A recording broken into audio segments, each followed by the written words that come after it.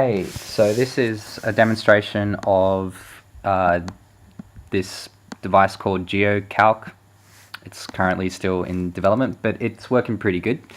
And this device makes Conlon Nancaro style geometric accelerations. So to use it, I'm just going to demonstrate how to use it. Yeah, okay, so what you do is you drag it into a MIDI track and then you record it into another MIDI track. So this receives from the track that holds the Max for Live plugin and you record that. And once you've armed it with this button down here, you hit record. And this makes a Conlon Nancaro geometric acceleration. So what that means is that the first note here is exactly 100 BPM and the last note here is exactly 200 BPM, which means that we made an accelerando. So the first note, everything in this plugin is currently in quarter notes or crotchets. So this is one crotchet at 100 BPM goes for 600 milliseconds. And you can see if you look down here when I highlight it, you can see that it goes for 600 milliseconds and the last one is exactly 300 milliseconds. So you can make a geometric acceleration inside a piano roll quite quickly in Ableton using this plugin is the idea of it, I guess. Okay, so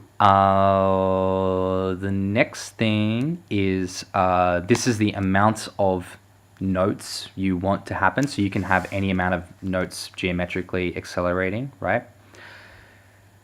So we could do this instead of over 8 as we did there, we could do it again with 16 attacks maybe. And this pitch grouping is the organization of chromatic. This is like the organization of a chromatic scale across that. So you can kind of see it as sort of meter.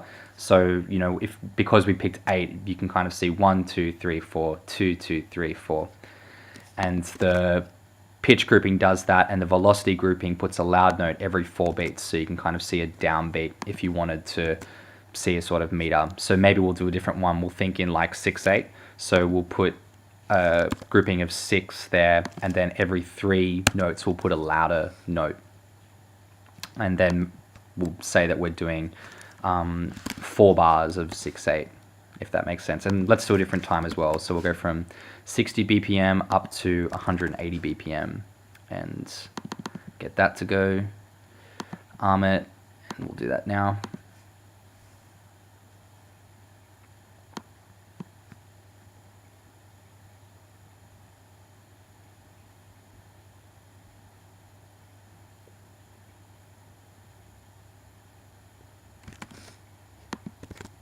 Cool. Okay, so you can see that we've got like a 1 and a 2 and a 1, 2, 3, 4, 5, 6 thing going on there. And I'll just drag this into operator so you can hear it.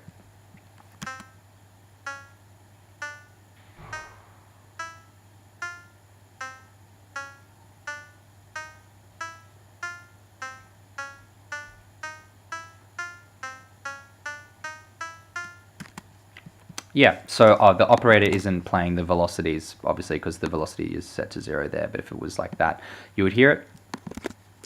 Okay, so the next point is that so these MIDI notes preserve the exact timing, but if you change your global tempo, it won't preserve the timing. So currently this note is the 1000 milliseconds, 1 second, if you can see down the bottom where it says duration in brackets. So if I set this to be at 200 BPM, now this first note is 300 milliseconds, so it's not preserved it at all.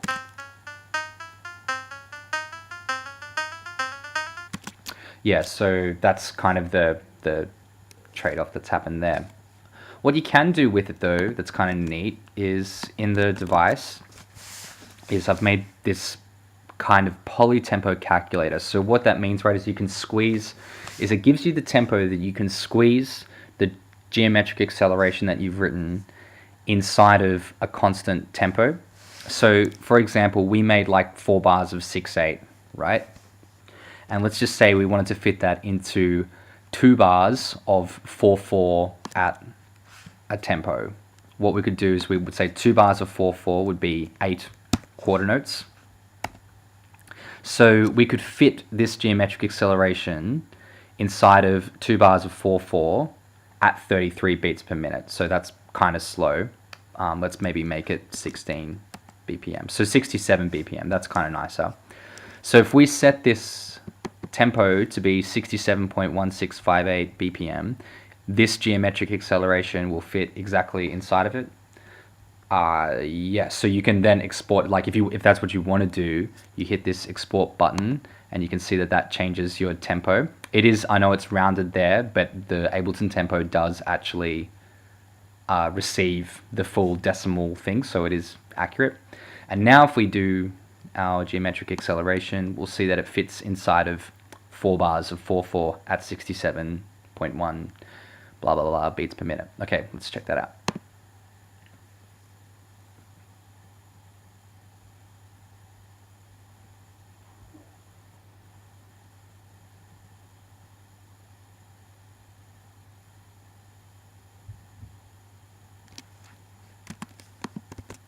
Oh, yeah, cool. So what I did with this one, and if this might bother some people, is I made it so that the last note is always on the first beat after it. Yeah. So that's something that I'm changing with all the plugins that I've made. But for the way I was using this plugin, I wanted the tempo that I reach at the end of the phrase to start the next tempo section. So this geometric acceleration approaches whatever tempo we set, 180 BPM. So when we reach this point here at the start of the new bar, it's at 180 BPM. Cool.